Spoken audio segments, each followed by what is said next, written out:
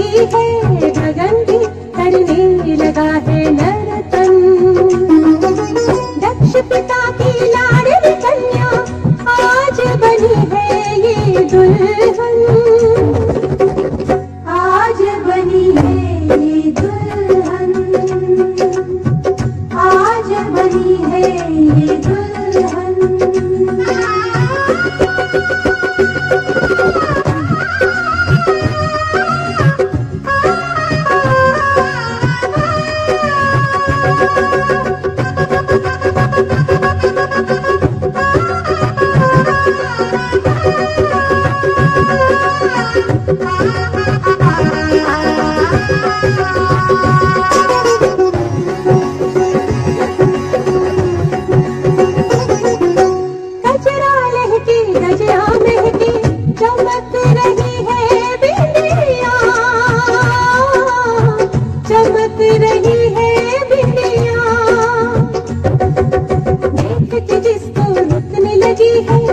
बहती समय की नदियाँ,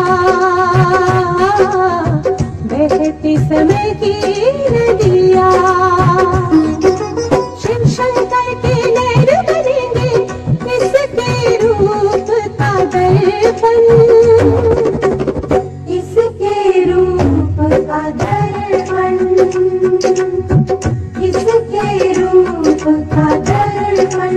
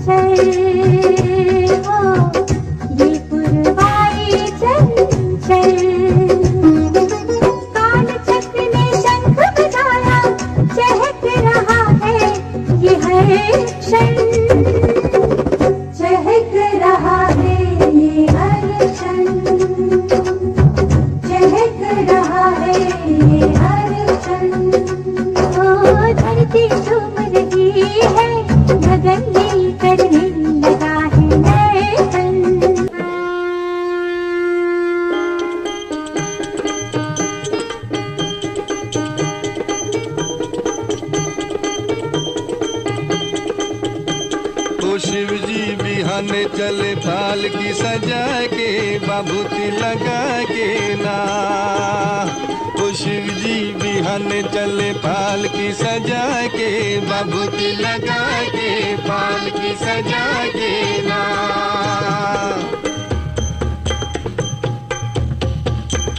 ओ जब शिव बाबा करे तैयारी कई के सकल समान हो, दाहिने अंग त्रिशूल विराजे नाचे भूत शैतान हो। ब्रह्मा चल विष्णु चल लय के वेद पुराण हो, शंख चक्र और गदा धनुष लय चले श्री भगवान हो। और बंटन के चले बम भोला लीले भांग धतूर का गोला, बोले जे हरदम चले लड़का परा के बाबूती लगा के पाल की सजा के ना।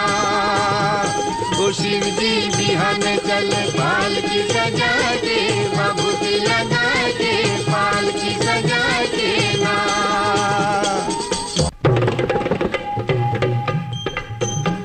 ओ माता मत दिन पर चल चल ली तिलक दलीली लार हो, काला न गर्दन के नीचे वहू दिलन फुकार हो। लोटा फेंक के भाग चलैली का विधि लिखल लीलार हो। इनके संग विवाह न करबो गौरी रही कुमारी हो। कहे पार्वती समझाई बतियो हमरो माई, जय भर आइल हम करमुआ लिखा के, बाबूजी लगा के पाल की सजा के ना। ओ शिव जी भी हमें चले पाल की सजा के, बाबूजी लगा के पाल की सजा के ना।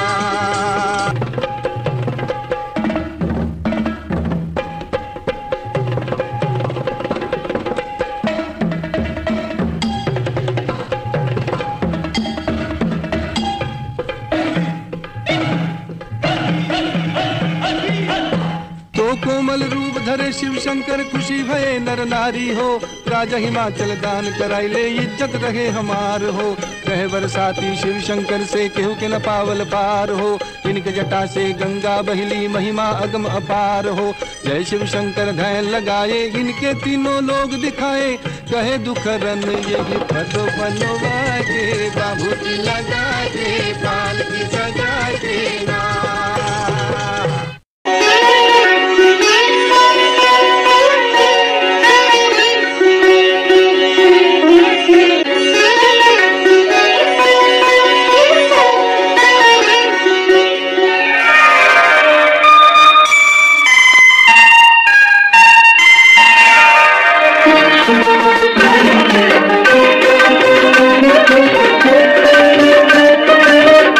आइए, पधारिए।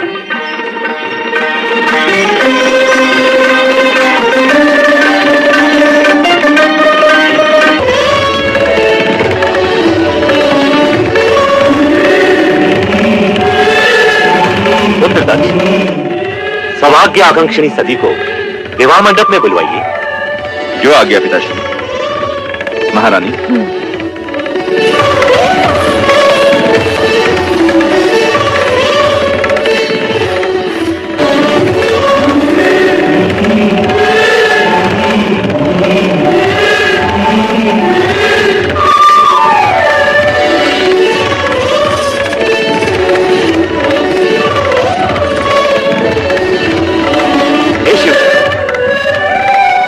शुभ हाथों से सौभाग्य सिंधु सती की मांग में भरकर इसे सौभाग्यवती बनने का दिव्य रूप भी दे दी।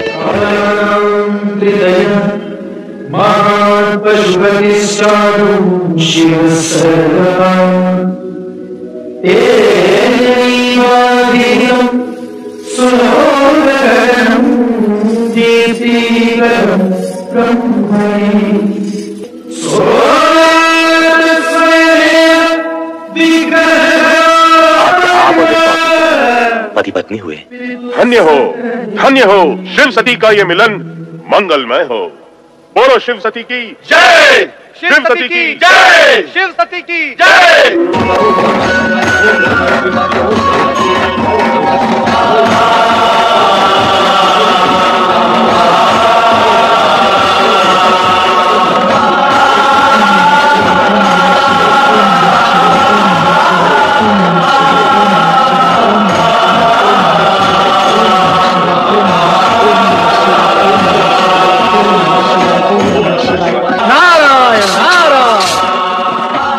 परमपिता ब्रह्मा जी ने निश्चय किया है कि समुद्र मंथन से होने वाले प्रदूषण से मुक्ति हेतु एक महायज्ञ का आयोजन किया जाए।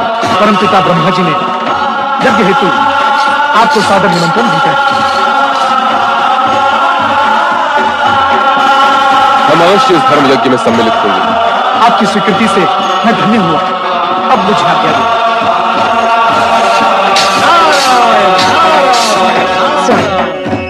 यदि आज्ञा हो तो कुछ पूछो। क्या अब भी कोई प्रश्न शेष रह गया है? स्वामी, क्या प्रयाग यज्ञ में मैं भी आपके साथ सम्मिलित हो सकती हूँ? नहीं देवी, बिना निमंत्रण कहीं जाना उचित नहीं। यदि उचित समझते तो ब्रह्मदेव अवश्य संदेश भेजते।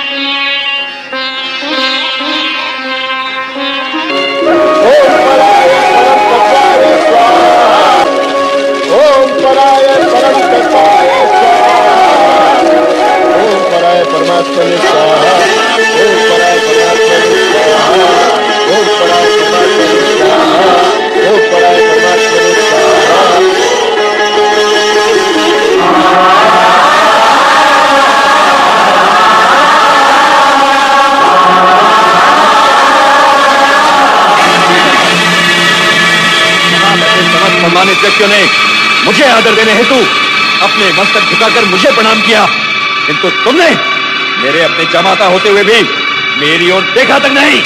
राजन, मैं इस पवित्र प्रयोजन में यज्ञ अग्नि की ओर देख रहा था, जो किसी भी व्यक्ति विशेष से अधिक वंदनीय है। असत्य, अब तुम इस योग्य ही नहीं रह गए हो कि इस यज्ञ की पवित्र अग्नि को अपनी आंखों से भी स्पर्श कर सको। भूतों पिशाचों से सेवित होकर तुम्हारे वेदोक्त कर्म मुक्त हो चुके हैं। अब तुम मात्र शास्त्र विधि की अवहेलना और नीति मार्ग को कलंकित करने वाले पाखंडी, दुष्ट और पापाचारी पुरुष मात्र रह गए हो।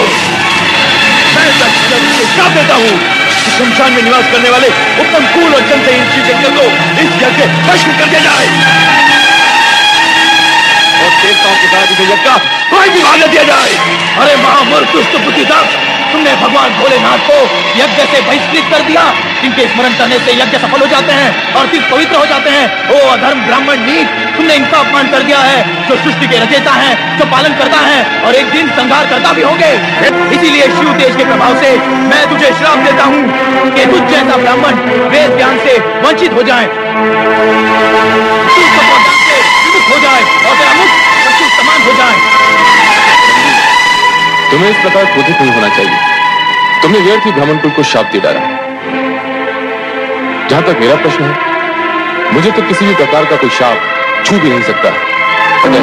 अब शांत हो जाओ और निश्चिंत भी, तुम्हारे आराध्य का कोई कुछ नहीं बिगाड़ सकता। मैं तो यज्ञ हूं, मैं ही यज्ञ कर्म हूं, यज्ञों का अंगभूत उपकरण हूं। यज्ञ की आत्मा भी मैं ही हूं, यज्ञ परायण यजमान और यज्ञ से बहिष्कृत भी मैं ही हूं। चलो हम कैलाश लौट चलें।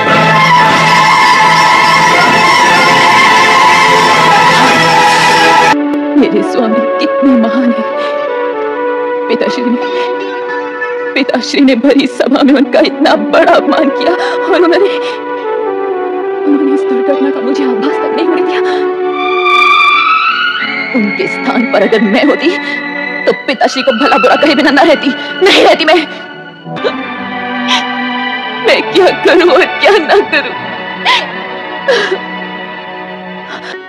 सती माता की जय। प्रभु, मैं पिताश्री के यहाँ हो रही यज्ञ में सम्मिलित होने की इच्छुक हूँ। मैंने तुम्हें प्रथम ही कहा है, बिना निमंत्रण किसी सम्मानीय व्यक्ति का कहीं जाना अनुचित है। कहीं जाने का प्रश्न ही नहीं प्रभु, मुझे तो अपने मात्र कहीं जाना है। किंतु जब तुमने जाने का निश्चय कर ही लिया है तो जैसी तुम्हारी इच्छा। पुत्र नंदी। जी प्रभु। अपनी स्वामिनी की इच्छा पूर्ति हेतु शिवगणों को साथ लेकर इनके साथ दक्ष यज्ञ में जाओ। जैसी आज्ञा प्रभु।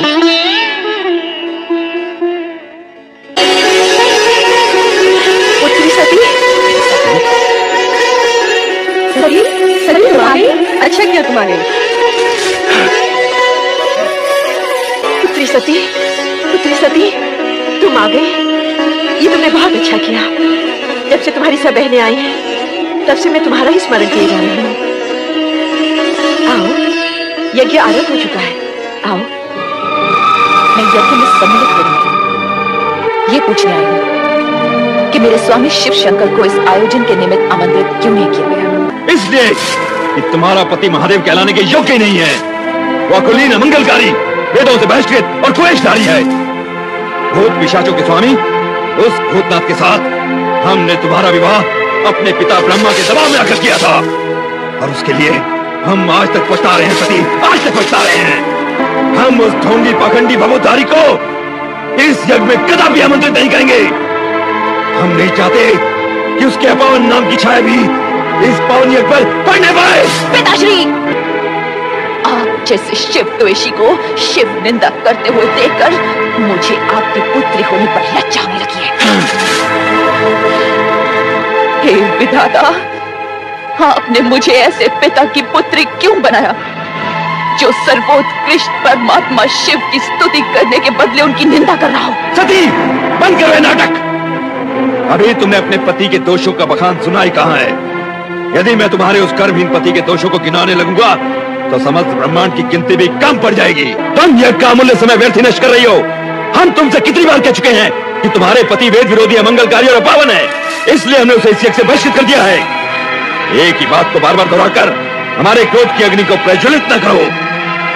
या तो चुपचाप यज्ञ में भाग लो, अन्यथा चले जाओ यहां से, चले जाओ। किंतु एक बात अच्छी तरह समझ लो सती, जिस शिव ने हमारा सरासर अपमान किया है, उसी शिव से अपने अपमान का प्रतिशोध लेने के लिए हमने इस महायज्ञ का आयोजन किया है। और सुनना है तो सुनो, अब शिव मेरे लिए सदा सदा के लिए बहिष्कृत है।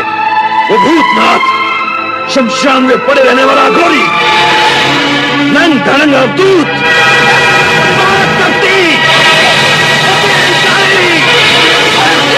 प्रजापति बात कीजिए। पति नेता नहीं सुन सकती, नहीं सुन सकती, नहीं सुन सकती, नहीं सुन सकती।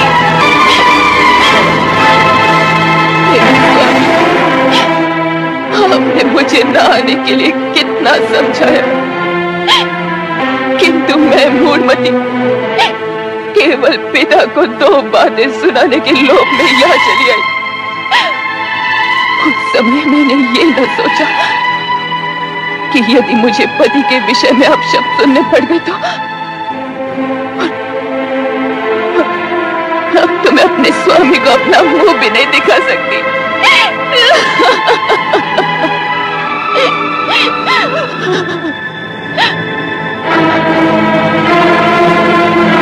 जिस स्थान पर मुझे अपने पति की इतनी निंदा सुनी पड़ी, वही के वही मैं अपने स्नेह का त्याग कर दूंगी।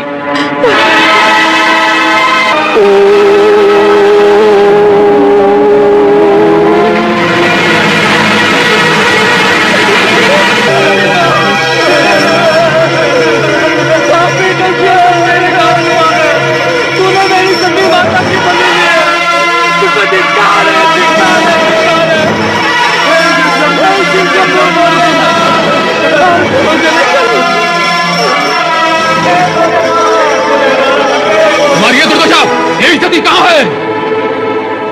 यही सती कहाँ है? यज्ञ में दक्ष ने आपका अपमान किया, आपकी निंदा की। ये सुनकर माता सती ने ये कहा कि उनको जीवित रहने का कोई अधिकार नहीं, और ये कहा कि आपको अपना मुख दिखलाने का भी कोई अधिकार नहीं। और ये कहते कहते आत्मदाह कर लिया। नहीं, नहीं, नहीं!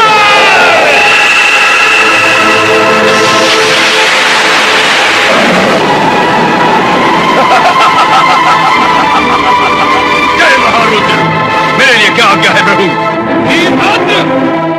दक्ष का अहंकार हमारा विरोध है, और हमारा विरोध उसका विनाश। जो आज्ञा प्रभु। जाओ उस यज्ञ को भ्रष्ट कर डालो, और जो भी तुम्हारा विरोध करे उसे भी भस्म करने में संकोच न करना। आज विनाश क्रिया का वो नर्तन करना कि वहां कोई भी शिव सती विरोधी जीवित न रह पाए। जाओ। ऐसा ही होगा प्रभु। जय महारुद्र।